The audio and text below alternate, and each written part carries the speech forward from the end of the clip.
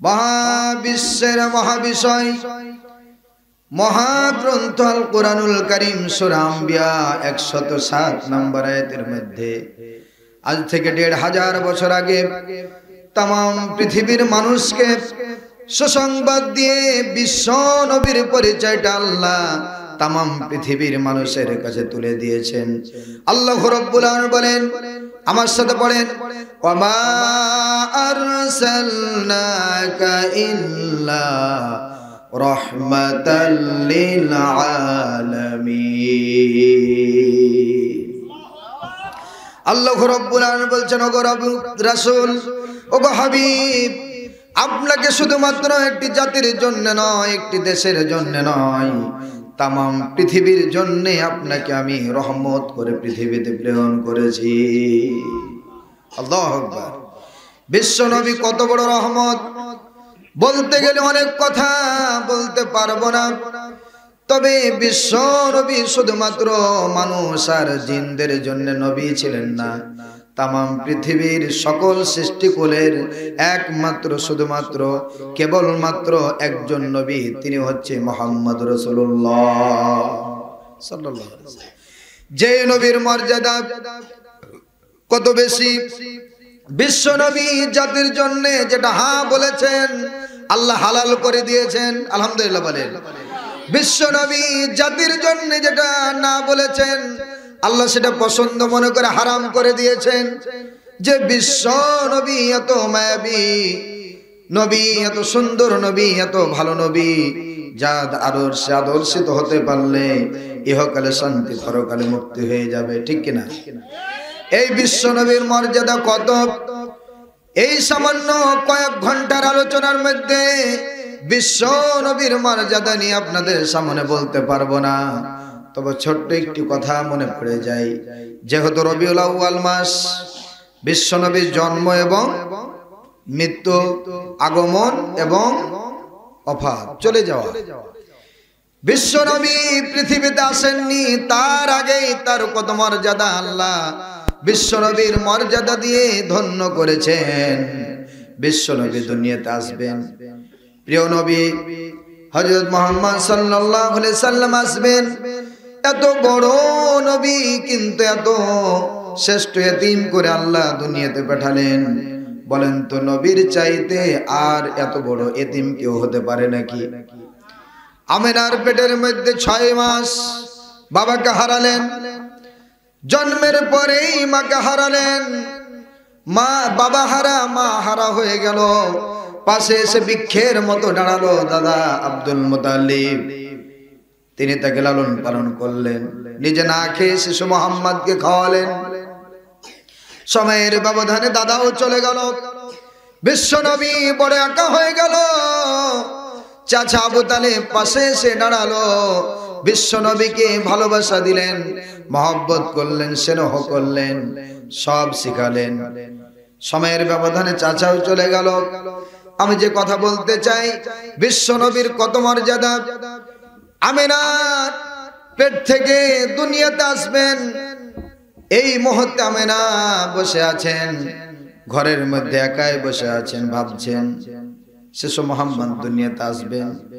মনের অজান্তে তিনি ভাবছেন, এত বড় শ্রেষ্ঠ এতিম হয়ে দুনিয়াতে শিশু মুহাম্মদ আসবে, সবাই সব শিশুরা বাবা বলে ডাকবে, কিন্তু আমার শিশু মুহাম্মদ বাবা বলে ডাকতে পারবে না। বাবা বলে পারবে না। বাবা হারা হয়ে দুনিয়াতে আসছে। আবার অন্য শিশুর বাবারা দোকান থেকে, বাজার থেকে, মেলা থেকে বিভিন্ন খেলনা কিনে নিয়ে আসবে। শিশু মুহাম্মদ দেখে আফসোস হবে, কষ্ট পাবে। এ কথা ভাবতে ভাবতেই মনের অজান্তে আবেগে কেঁদে ফেললেন। কাঁদতে কাঁদতে আমেনার কান্নার আওয়াজটা একটু উচ্চ হয়ে গেল। কান্নার আওয়াজ শুনে আব্দুল মুতাল্লিব ছুটে আসলেন, এসে বলছেন, ও মা, কি হয়েছে, কিসের জন্য কাঁদছো? আমেনা বললেন, বাবা, কান্নার কারণ হচ্ছে এই যে শিশু মুহাম্মদ আল্লাহর হুকুমে দুনিয়াতে আসবেন, এত বড় এতিম হয়ে আসবে, বাবা বলে ডাকতে পারবে না, বাবা তারা থাকবে না। আবার অন্য শিশুর বাবারা বিভিন্ন খাবার নিয়ে আসবে, খেলনা নিয়ে আসবে, কিন্তু শিশু মোহাম্মদের জন্য কোনো খেলনা আনার মানুষও নেই, খেলনাটাও নেই।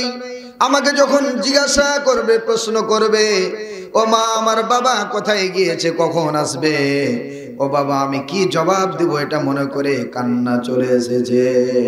আল্লাহু আকবার। কথা শেষ আর 2 মিনিট। আমেরা যখন কান্না আরম্ভ করেছেন, আল্লাহ দেখছেন না, দেখছেন না বলেন? আল্লাহ দেরি করলেন না, জিবরাইল আলাইহিস সালামকে পাঠিয়ে দিলেন।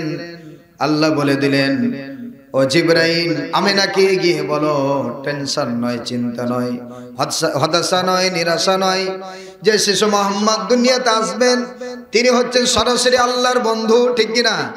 যার স্থান, যার চেয়ারটা হচ্ছে আল্লাহর পরেই, যার স্থানটা হচ্ছে আল্লাহর পরে, যার জন্য তামাম পৃথিবী সৃষ্টি করা হয়েছে, সেই শিশু মোহাম্মদের জন্য দুনিয়ার কোনো খেলনার প্রয়োজন হবে না।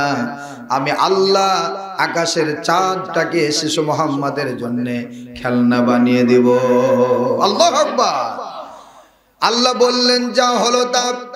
সময়ের ব্যবধানে শিশু মোহাম্মদ দোলনাতে শুয়ে আছেন। দিনের আলোটা চলে যাওয়ার পর রাতের আধার যখন চলে আসলো, আল্লাহর হুকুমে আকাশের চাঁদটাকে শিশু মোহাম্মদের কাছে আল্লাহর হুকুমে এসে ওই শিশু মোহাম্মদের জন্য 4টা খেলনা হয়ে গিয়েছে। কত মর্যাদা, কি মর্যাদা, কত মর্যাদা। সম্পূর্ণ নবীর আমরা উম্মত হতে পেরেছি। নিজেকে একবার কি ভেবে দেখেছি? ভেবে দেখার দরকার আছে না নাই? এই বিশ্ব নবীর আদর্শ অনুযায়ী জীবন গড়লে, বিশ্ব নবীর দেখানো পথ চললে, বিশ্ব নবীর সুন্নাহ অনুযায়ী জীবন গড়লে আপনার আমার জন্য ইহকালে শান্তি, পরকালে মুক্তি। পক্ষান্তরে যে বিশ্ব নবীকে গালি দিলে ঈমান চলে যায়, ঠিক কিনা?